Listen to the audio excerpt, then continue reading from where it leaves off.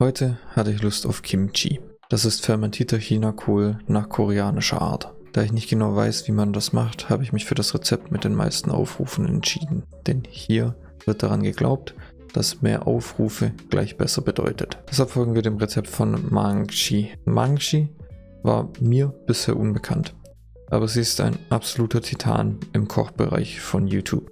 Primär koreanische Rezepte. Ich bin als erstes über ihr Kimchi-Video gestoßen mit 30 Millionen Aufrufen und das Rezept sah sehr einfach und machbar aus. Ich habe später noch ein zweites Video gefunden mit 19 Millionen Aufrufen, das ich als geeigneter empfunden habe, da es einfacher war und das Kimchi in mundgerechten Stücken eingelegt wird. An sich sind beide Rezepte gleich mit einem kleinen Unterschied, aber auf den hätte ich in beiden Rezepten verzichtet. Also lasst uns das Kimchi-Rezept mit fast 50 Millionen Aufrufen machen. Wir fangen damit an, den Chinakohl zu vierteln.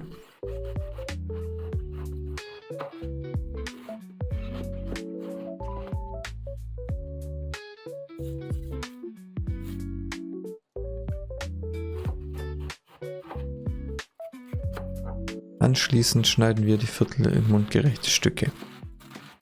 Wir geben alles in eine große Schüssel und waschen alles ab.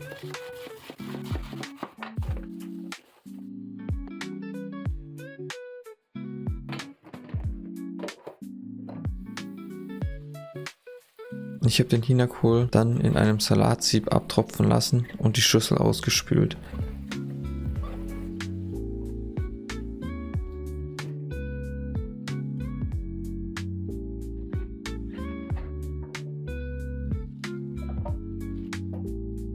Danach habe ich den Chinakohl wieder in die Schüssel gegeben. Jetzt muss der Kohl mit viel Salz eingelegt werden, damit er anfängt weich zu werden. Hierfür streuen wir das Salz über den geschnittenen Chinakohl und mixen alles durch. Das Ganze wiederholen wir 2 bis 3 Mal, bis der Chinakohl ordentlich gesalzen ist. Im Originalrezept wird ein Cup Salz auf 10 Pfund Chinakohl verwendet. 10 Pfund sind ungefähr 4,5 Kilo und ein Cup sind ungefähr 290 Gramm. Ich verwende ca. 1,5 Kilo Chinakohl, also ca. ein Drittel und daher ca. 100 Gramm Salz, um den Chinakohl einzulegen. Den Chinakohl in der Schüssel alle 30 Minuten vorsichtig wenden. Der Kohl muss ca. 1,5 Stunden eingelegt sein. In der Zwischenzeit kümmern wir uns um die Marinade für den Kohl. Wir fangen damit an, den Brei zu kochen. Mangchi verwendet dafür Wasser und Reismehl. Weil ich kein Reismehl habe, verwende ich normales Mehl. Solange das Mehl Stärke enthält, sollte es das Wasser zu einem Brei andicken. Ich habe noch etwas Gemüsebrühe ins Wasser gegeben, um noch etwas mehr Geschmack in die Marinade zu bekommen. Nachdem wir das Mehl hinzugefügt haben, müssen wir alles gut umrühren, um die Klumpen aufzulösen. Nach ein paar Minuten sollte alles breiig werden. Dann geben wir noch etwas Zucker hinzu und lösen den im Brei auf. Anschließend nehmen wir den Topf von der Hitze. Der Brei muss komplett auskühlen für die Weiterverwendung. Ihr könnt das Auskühlen beschleunigen, indem ihr den Topf in kaltes Wasser stellt. Während der Brei auskühlt, bereiten wir das Gemüse vor. Ich habe vergessen, die Aufnahme zu starten, aber wir fangen damit an, den Rettich zu schälen und schneiden ihn dann in Scheiben. Die Scheiben schichten wir etwas versetzt aufeinander und schneiden dann alles in dünne Stifte. Ich bin sehr begeistert von dieser Technik, da ich die noch nicht kannte und die es sehr leicht macht, Gemüse in Stifte zu schneiden. Dankeschön dafür, Mangchi. Die Rettichstifte geben wir in eine frische Schüssel. Wir machen das exakt gleiche mit den Karotten. Erst schälen und dann in einem kleinen Winkel in Scheiben schneiden.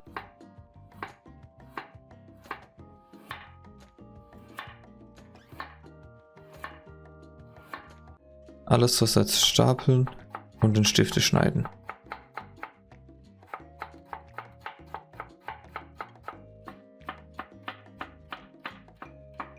Die Stifte anschließend in die Schüssel mit den Rettichstiften.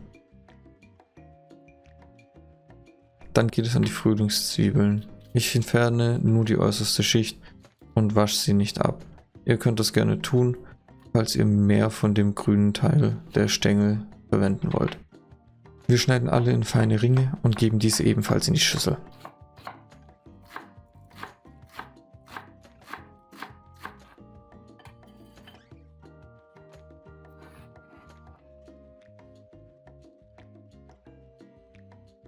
Mangchi verwendet in ihrem Rezept noch Buchu und Minari. Beides sind koreanische bzw. asiatische Gewürze, Kräutergewürze.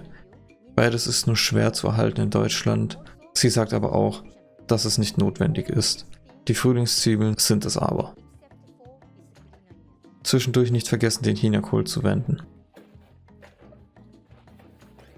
Jetzt kümmern wir uns noch um die Zwiebeln, Knoblauch, Ingwerpaste. Im Rezept wird ein Gemüsehäcksel verwendet, um alles zu zerkleinern. Ich male den Ingwer gerne mit einer Schüssel, die ich mal geschenkt bekommen habe. Die funktioniert wunderbar dafür.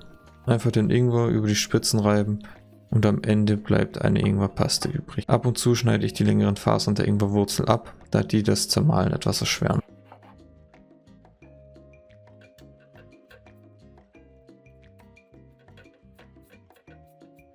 Danach schälen wir die Knoblauchzehen. Und hier habe ich einen Fehler gemacht. Mangchi macht in dem Originalrezept die Angabe 24 Zehen für starke Knoblauchkrieger, 24 Zehen für 3 Chinakohle, also 8 Zehen für einen Kohl, wenn man einen starken Knoblauchgeschmack möchte. Ich habe etwas geistig abwesend 8 Zehen reingemacht.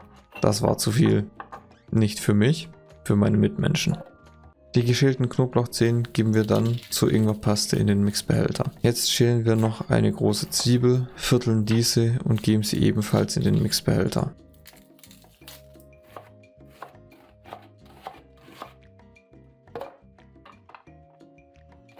Da ich keinen Gemüsehäcksler habe, verwende ich einen Stabmixer. Hier muss anfangs mit etwas mehr Kraft gearbeitet werden.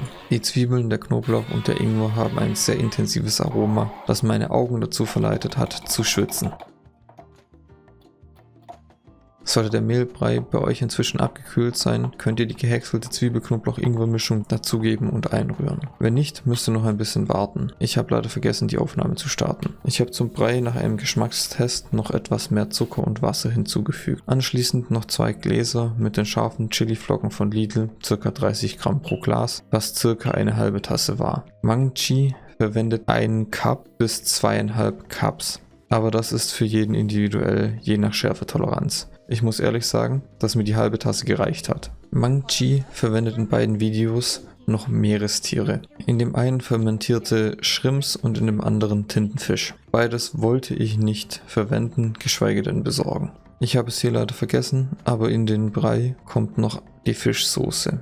Ich habe diese dann kurz vor dem Mixen hinzugefügt. Alles in der Schüssel gut umrühren. Kurz probieren. Oh wow, die Schärfe ist sehr präsent. Inzwischen sind auch 1,5 Stunden vergangen und wir können den Chinakohl abwaschen, um das Salz zu entfernen. 3 bis 6 Mal abwaschen und das meiste Salz sollte weg sein.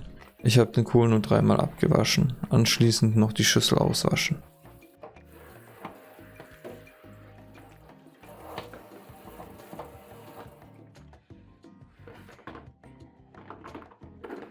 Jetzt können wir alle Zutaten mischen.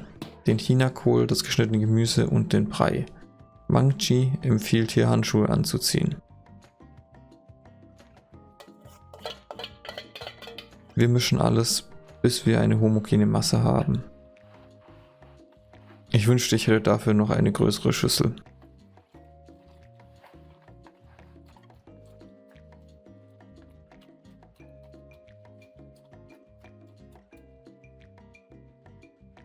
Wir nehmen uns ein bisschen raus, probieren und bewerten.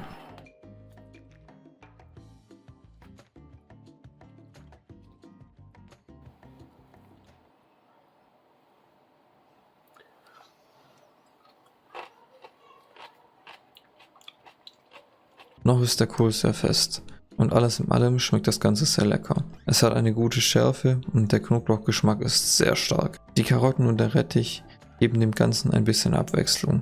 In diesem frischen Zustand gebe ich dem Ganzen eine Bewertung von 8 von 10. Den Rest legen wir in Plastikboxen ein mit einem starken Verschluss, da das Ganze noch fermentieren wird und daher die Boxen einem gewissen Druck standhalten müssen.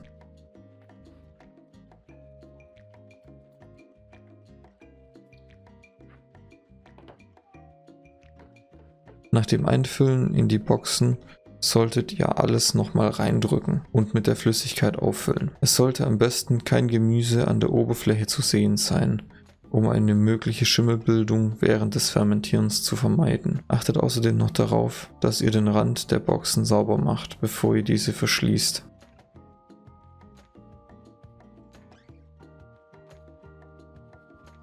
Die Boxen mit dem Kimchi sollten mindestens 24 Stunden bei Raumtemperatur stehen, um den Fermentierungsprozess zu starten. Das kann manchmal auch länger dauern. Meine Boxen sind zum Beispiel nach einem Tag ausgelaufen, weil durch die Fermentierung die Flüssigkeit durch den Verschluss gepresst wurde. War eine große Sauerei, aber dadurch wusste ich, dass der Fermentierungsprozess eingesetzt hat. Nachdem ich die Boxen sauber gemacht habe, habe ich sie in den Kühlschrank gestellt, um die Fermentierung zu verlangsamen und alles haltbar zu machen.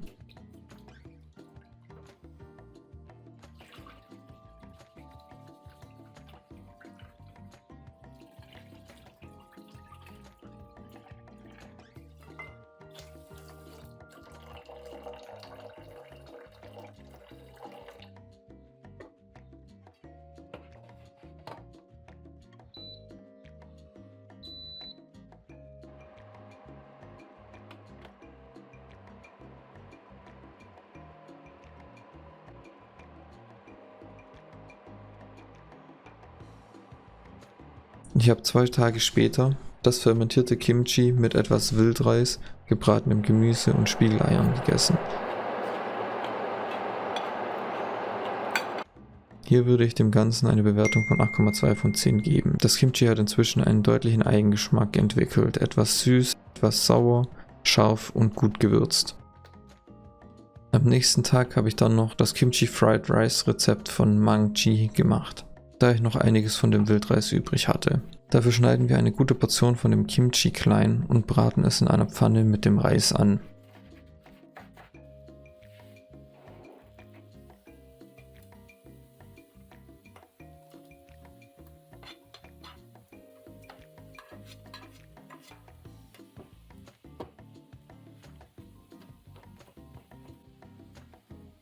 Ich habe noch ein bisschen was von dem Kimchi-Saft dazugegeben. Anschließend mit Sesam und Nori-Blättern garnieren. Das Nori-Blatt könnt ihr am besten mit einer Schere klein schneiden.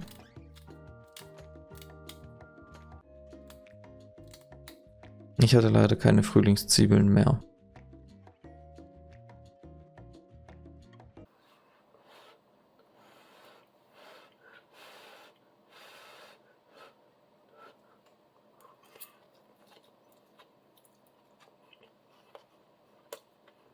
In dieser Form würde ich dem Ganzen eine Bewertung von 8,5 von 10 geben. Die Schärfe des Kimchis und die Gewürze aus der Flüssigkeit haben dem Reis ein tolles Aroma gegeben. Mir persönlich hat noch etwas Frisches gefehlt. Ein Spritzer Limette hätte hier den Geschmack sicher noch einmal auf ein anderes Level gehoben. Ich hatte nur künstlichen Zitronengeschmack, das hat aber auch für eine gute Frische gesorgt. Und solltet ihr jetzt auch Lust bekommen haben, Kimchi selber zu machen, kann ich es jedem nur empfehlen.